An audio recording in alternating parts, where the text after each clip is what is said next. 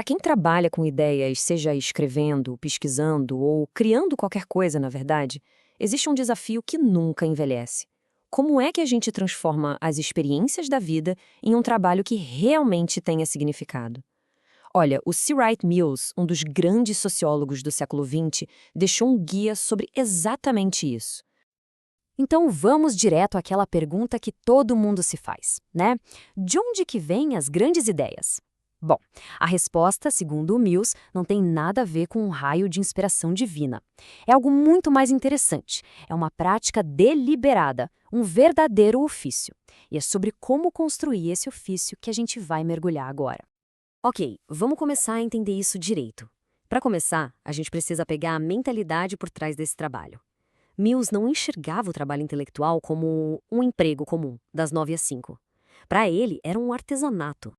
E essa citação aqui, ela é a essência de tudo. O ponto central é que, para o artesão intelectual, não existe aquela separação rígida entre a vida e o trabalho.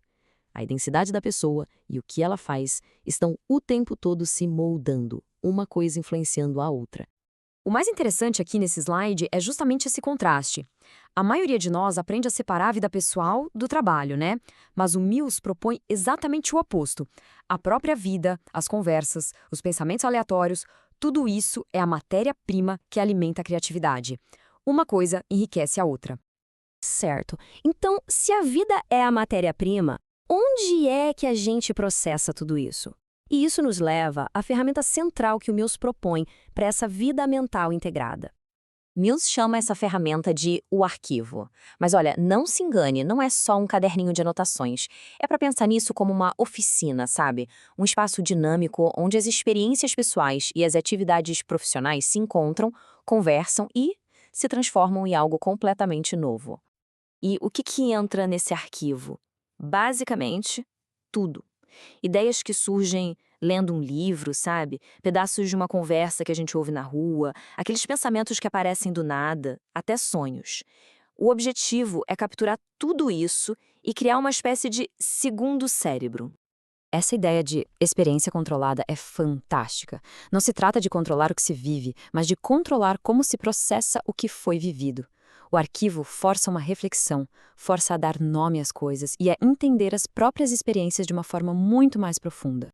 E o resultado disso é poderoso. Manter esse arquivo é um exercício para manter a mente ativa, atenta. É um jeito de não deixar que as boas ideias, os sentimentos importantes simplesmente escapem. Eles são capturados e, mais importante, elaborados. Ok, então temos um arquivo cheio de anotações. E agora, o que a gente faz com isso? Vamos ver como Mills sugere transformar essa matéria-prima toda em ideias estruturadas e, finalmente, em projetos concretos. Um ponto fundamental aqui é a distinção que ele faz. Existe a anotação que a gente faz para entender a estrutura de pensamento de outra pessoa, né? E existe a anotação, digamos, egoísta, onde a gente vasculha vários livros em busca de pecinhas para montar o nosso próprio quebra-cabeça, o nosso projeto. O processo de criação de um projeto, a partir daí, se torna super orgânico. Começa com um esboço, claro, mas a mágica mesmo acontece quando se mergulha no arquivo. Mills diz que, ao reorganizar as pastas e misturar as notas, a imaginação é de fato libertada. É como embaralhar as cartas para ver novas combinações. E aí, novas conexões simplesmente aparecem onde menos se espera. Isso aqui ilustra perfeitamente a centralidade do arquivo. Ele não é um passo preliminar, ele é o motor de tudo. O livro, o artigo, o projeto final, tudo isso é só a parte visível e organizada do trabalho constante que acontece lá dentro, nesse arquivo pessoal. Agora, a gente vai para a parte mais divertida. Mills oferece umas técnicas bem práticas para forçar o cérebro a sair do piloto automático e gerar novas percepções, novas ideias. Aqui tem um resumo rápido de algumas táticas. Vamos detalhar algumas das mais interessantes. A ideia geral é ter um arsenal de ferramentas para quebrar padrões de pensamento que já estão engessados. Essa é uma técnica simples, mas muito, muito poderosa. Para entender um conceito de verdade, estude o seu oposto. Porque ao contrastar os extremos, as dimensões e as características daquilo que se estuda ficam muito mais nítidas. Outra provocação mental genial. O que aconteceria se as proporções fossem invertidas de propósito? Imagina só, uma discussão de família com a escala de uma guerra mundial ou uma multinacional funcionando como uma pequena aldeia. Esse jogo de escala pode revelar aspectos surpreendentes de um problema. Para o Mills, essa tal de classificação cruzada é a gramática do pensamento criativo.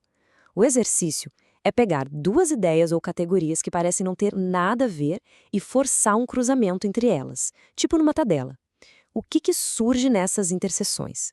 É uma máquina de gerar novas tipologias e, principalmente, novas perguntas. E para fechar, vamos ver uma dica crucial do Mills sobre como estruturar um trabalho maior, tipo um livro, de uma forma que seja coesa e impactante. E aqui está a distinção-chave: tópico contra tema. Um tópico é o assunto de um capítulo, por exemplo, a carreira dos executivos. Já um tema é uma ideia maior, uma atenção ou um conceito que atravessa vários capítulos, como a relação entre poder e conhecimento. O conselho prático, então, é o seguinte: identificar aqueles 2 ou 3 temas que insistem em aparecer no trabalho. Sabe, aquelas ideias que se repetem? É preciso isolar essas ideias, definir com clareza e então usar como se fossem fios condutores para costurar todos os tópicos. É isso que cria um argumento unificado e realmente poderoso. No fim das contas, todas essas técnicas, o arquivo, o pensamento por opostos, a diferença entre tema e tópico, tudo isso serve a um propósito maior: cultivar a capacidade de passar de uma perspectiva para outra, de ver o mundo através de lentes diferentes. Essa é a verdadeira essência da imaginação. E assim, a análise do Mills deixa uma pergunta no ar. O trabalho intelectual não é só sobre produtividade, né?